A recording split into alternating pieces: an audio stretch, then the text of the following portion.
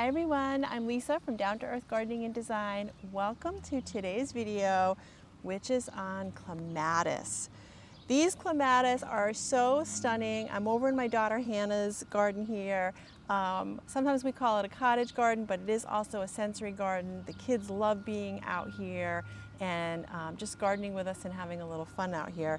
But what's really blooming right now, and they're so stunning this year, are Hannah's clematis. Look at the two that I have here next to me. They are just covered in blooms.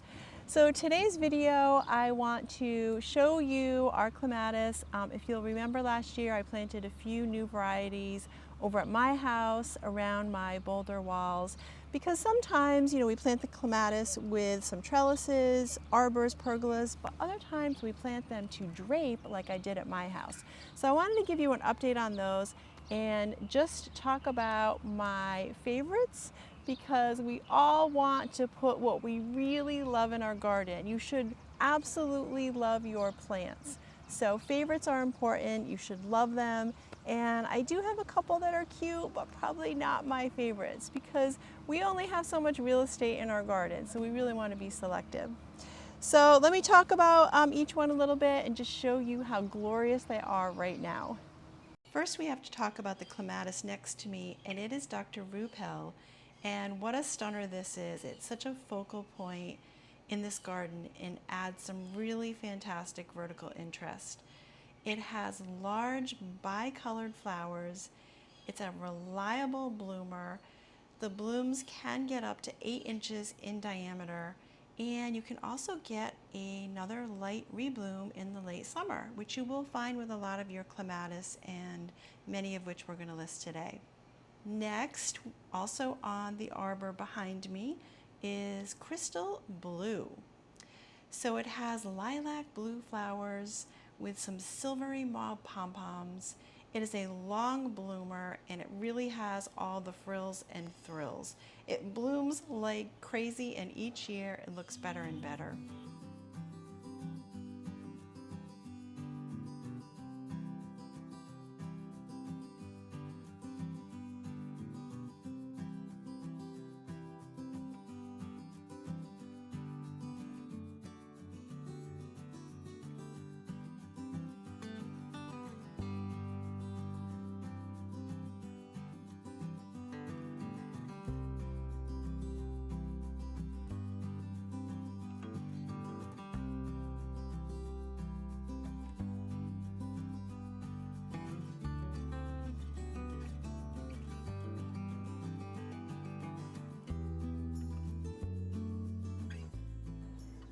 Here we have Sarah Elizabeth, which is a little more of a compact clematis. It only gets to be about 5 feet tall when mature.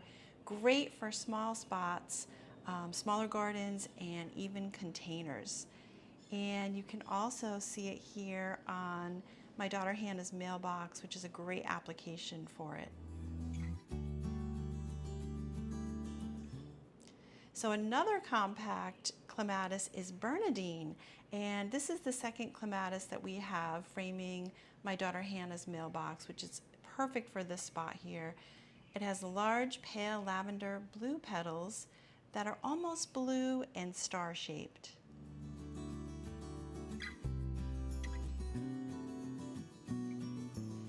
And here we have Josephine.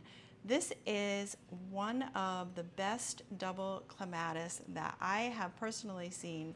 It resembles a dahlia, and as it matures, it does a bit of shape shifting, because you'll see more of the inner pom-poms as the outer petals fall away.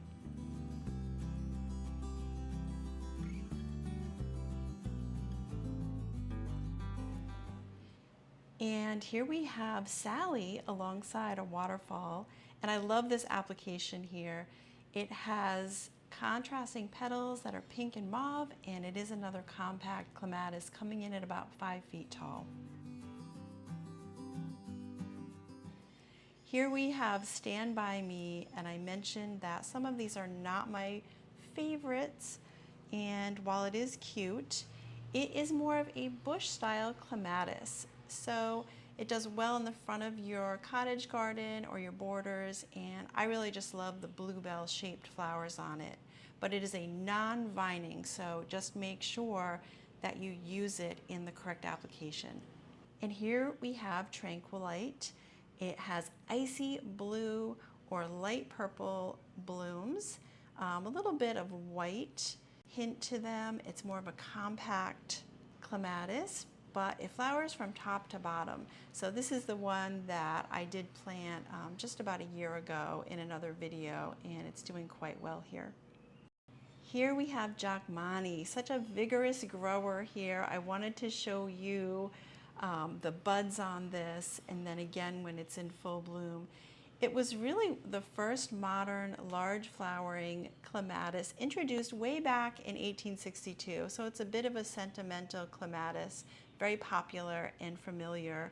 It has such beautiful velvety dark purple flowers. It's really a stunner. It gets to be about 10 to 15 feet tall, 3 to 6 feet wide. When it's mature, you will see that it just increases in height and beauty every year. Last but not least, we have Diana's Delight. What a stunning purple, rich lavender flower. It's another compact vine, but it still will get up to 6 feet tall, and you also may get a rebloom on it. So if you're a violet purple lover like I am, I think you'll really love this one here.